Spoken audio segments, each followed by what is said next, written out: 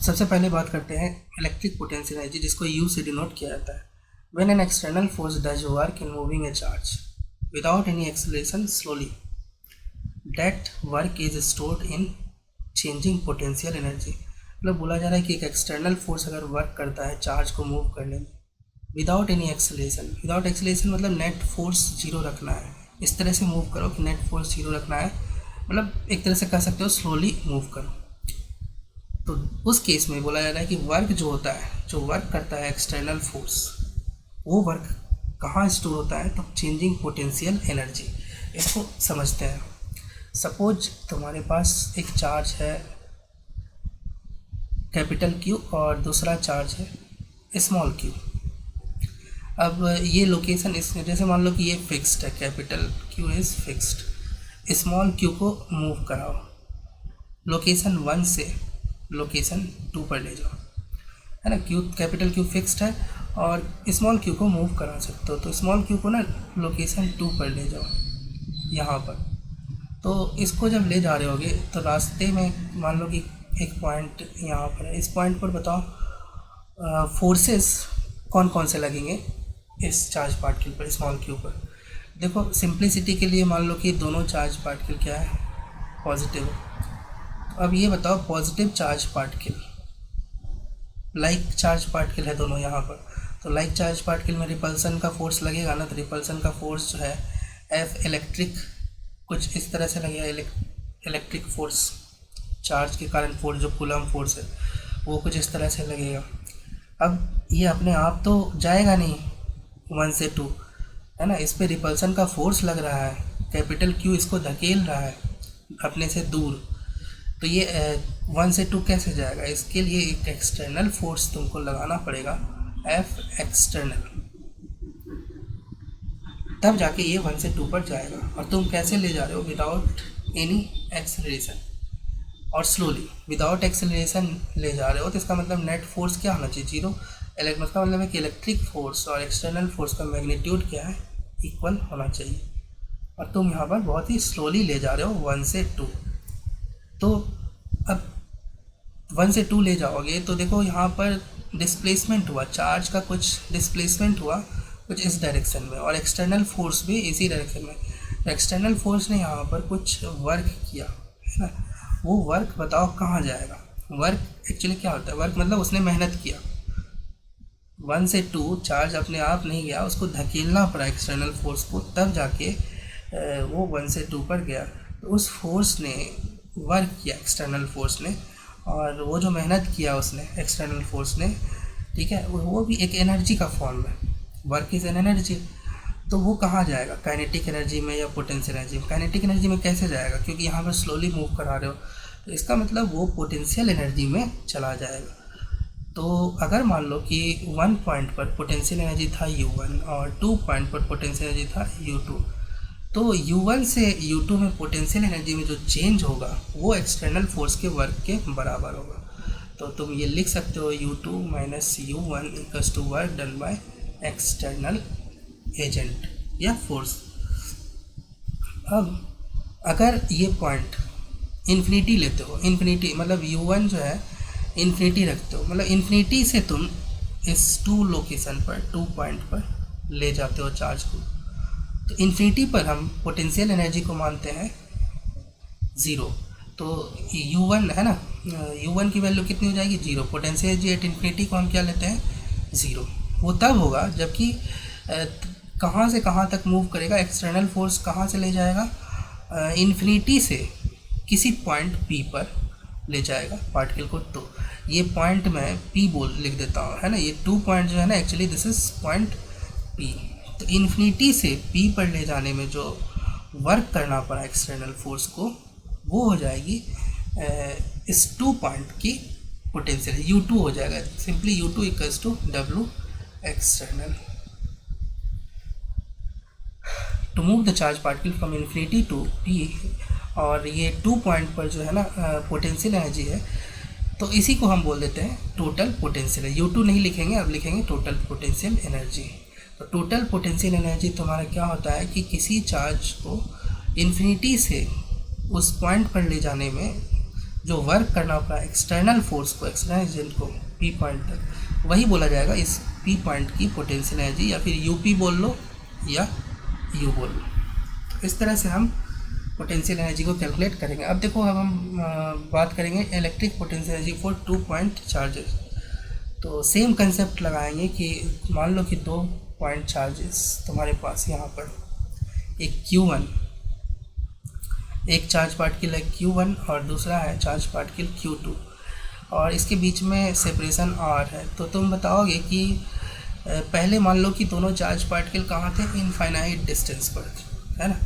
इसको मैं ले लेता हूँ इनफाइनाइट डिस्टेंस, Q1 और Q2 इनफाइनाइट डिस्टेंस। तो इनफाइनाइट डिस्टेंस से, है ना, और अगेन सिंप्लिसिटी के लिए दोनों को लाइक चार्जेस मान लो। तो इनफाइनाइट डिस्टेंस से R डिस्टेंस पर ले जाने में कोई एक्सटर्नल फोर्स तो लगा होगा तभी जाके, क्योंकि दोनों एक दूसरे को रिपेल कर रहे हैं। तो एक्सटर्नल फोर्स ने, एक्सटर्नल एजेंट ने जो वर्क किया इन्फिनिटी से R डिस्टेंस पर लाने में, वही हो जाएगा स्लोली स्लोली ले जाना है। देखो लिखा है कि स्लोली स्लोली ले जाना है। तो वो जो वर्क करेगा एक्सटर्नल एजेंट, वही हो जाएगा तुम्हारा पोटेंशियल एनर्जी। फर्स्ट लाइन को रीड करते हैं। Electric potential energy is the work done by an external force to bring 2 charges from infinity to R without any acceleration, मतलब स्लोली ले जाना है। तो इसको एक और तरीके से डिफाइन किया जाता है, electric potential energy of 2 charge particles. वो क्या है, तो और के में देखते हैं और में क्या लिखा है। Electric potential energy is negative of work done by conservative electric force to bring 2 charges from infinity to R without acceleration. देखो ऊपर वाला लाइन क्या बोल रहा था, ऊपर वाला लाइन बोल रहा था कि इलेक्ट्रिक पोटेंशियल एनर्जी जो है, जैसे इसकी पोटेंशियल एनर्जी U है, तो ये क्या है कि work done by external agent to bring the charge particle from infinity to point P बोल दो, या इन्फिनिटी टू R डिस्टेंस पर बोल दो, है ना। तो ये बोला जाएगा कि R डिस्टेंस पर की पोटेंशियल एनर्जी क्या है। तो इन्फिनिटी से R डिस्टेंस पर लाने में जो एक्सटर्नल फोर्स ने वर्क किया। अब दूसरा है कि कंजर्वेटिव इलेक्ट्रिक फोर्स का वर्क बोल रहा है, work done by an conservative electric force. तो इसी पोटेंशियल एनर्जी को तुम बोल सकते हो कि work done by conservative electric force भी बोल सकते हो, लेकिन उस केस में, है ना, कहाँ से कहाँ तक, इन्फिनिटी टू R सेम, लेकिन एक माइनस साइन यहाँ पर तुमको लगाना होगा, negative of work done by conservative electric force, ये भी बोल सकते हो। ये दोनों डेफिनेशन चलता है। तो लेट अस कैलकुलेट, डेराइव करते हैं। तो सिंप्लिसिटी के लिए मैं Q1 को फिक्स कर लेता हूँ और Q2 को मैं इन्फिनिटी से यहाँ पर लाऊंगा। जैसे मान लो कि ये इनफाइनाइट डिस्टेंस पर Q2 यहाँ पर पड़ा हुआ है, इसको मैं लाऊंगा कुछ इस तरह से, इसके पास लाऊंगा, ठीक है। मुझे R डिस्टेंस तक ले जाना है, दोनों के बीच का सेपरेशन R होना चाहिए।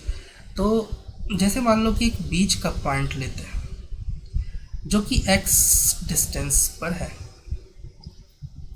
इस पर ध्यान देते हैं। तो इस पे जो फोर्स लग रहा होगा इस चार्ज Q2 पर, इस पे फोर्स, इलेक्ट्रिक फोर्स कुछ इस तरह से लगेगा, रिपल्सन फोर्स, है ना, दोनों को मैंने लाइक माना है। तो रिपल्सन फोर्स कुछ इस तरह से लगेगा, F इलेक्ट्रिक, और इसके अगेंस्ट एक एक्सटर्नल फोर्स लगाना होगा, एक्सटर्नल। अब क्योंकि स्लोली ले जा रहे हो तो तुम बताओगे कि magnitude of external force is equal to, ठीक है, magnitude of external force is equal to magnitude of electric force, और वो इसकी वैल्यू बताओ, K Q1 Q2 upon x square. अब ये फोर्स क्या है ना, वेरिएबल फोर्स है, वेरिएबल फोर्स। अब तुमको वर्क कैलकुलेट करना है, एक्सटर्नल फोर्स ने इन्फिनिटी से R डिस्टेंस पर ले जाने में जो वर्क किया। और वर्क जो होता है, जब भी वेरिएबल फोर्स होता है तो हम dx में वर्क कैलकुलेट करते हैं। तो हमेशा ये लिया जाता है, dx जो लिया जाता है x के आगे लिया जाता है, ठीक है। तो dx इस तरह से लिया जाएगा। इस dx में, है ना, रूल ऑफ कैलकुलस बोलता है कि x के आगे हमेशा dx लिया जाता है। कभी भी तुम ऐसा नहीं देखोगे कि dx जो है x से पीछे लेते हैं। तो dx इस तरह से लेंगे, dx में तुम वर्क कैलकुलेट करो। तो dx का जो वर्क होगा वो छोटा होगा, dw, है ना। एक्सटर्नल फोर्स का वर्क कैलकुलेट करके बताओ। अब देखो दोनों का डायरेक्शन अपोजिट, dx राइट है और एक्सटर्नल f एक्सटर्नल लेफ्ट में है। तो तुमने देखा होगा कि इस केस में जो है ना, जब तुम f डॉट dr कैलकुलेट करोगे या f डॉट dx, तो कॉस 180 के कारण, है ना, जब डॉट प्रोडक्ट हटाओगे तो फिर एक कॉस 180 आएगा, और 180 के कारण जो होता है एक माइनस साइन आता है। इस केस में वर्क जो होता है एक माइनस होता है। तो फोर्स, एक्सटर्नल फोर्स का magnitude k q1 q2 by x square into d x, है ना। ये हो गया वर्क डन। और यही जो होगा, और ये वर्क डन कहाँ से कहाँ तक करना है कैलकुलेट, इन्फिनिटी टू r, और यही हो जाएगा इस चार्ज की पोटेंशियल एनर्जी, है ना, दोनों चार्ज की potential energy at distance r, मतलब इस कॉन्फ़िगरेशन की जो है तुम पोटेंशियल एनर्जी निकालना चाह रहे हो। तो बस इंटीग्रेट कर दो तो आंसर आ जाएगा। के 1/x² का जो इंटीग्रेशन होता है वो होता है -1/x। तो जब इंटीग्रेशन करोगे इसका तो ये आ जाएगा k q1 q2 bye -x, और ये माइनस पहले से जो माइनस मौजूद है ये दोनों मिलके x बना लेगा। अब इसको लोअर लिमिट अपर लिमिट रख दो, इन्फिनिटी टू r, पहले r रख दो तो ये आ जाएगा k q1 q2 by r, और माइनस जब इन्फिनिटी रखोगे तो ये टर्म आ जाएगा 0। तो सिंपली पोटेंशियल एनर्जी जो होता है 2 पॉइंट चार्जेस का एट ए सेपरेशन r, ये होता है k q1 q2 by r, simply. और इसको हम दूसरे मेथड से भी कैलकुलेट करेंगे अगर, है ना, अगर तो सेम ही रिजल्ट आएगा। दो मेथड मैंने बताया ना, अगर तुम कंजर्वेटिव फोर्स के कारण भी वर्क कैलकुलेट करोगे तो सेम ही तुमको आएगा, उसके बाद माइनस लगाना पड़ेगा, तो सेम रिजल्ट ही आएगा। तो देखो कैसे होगा।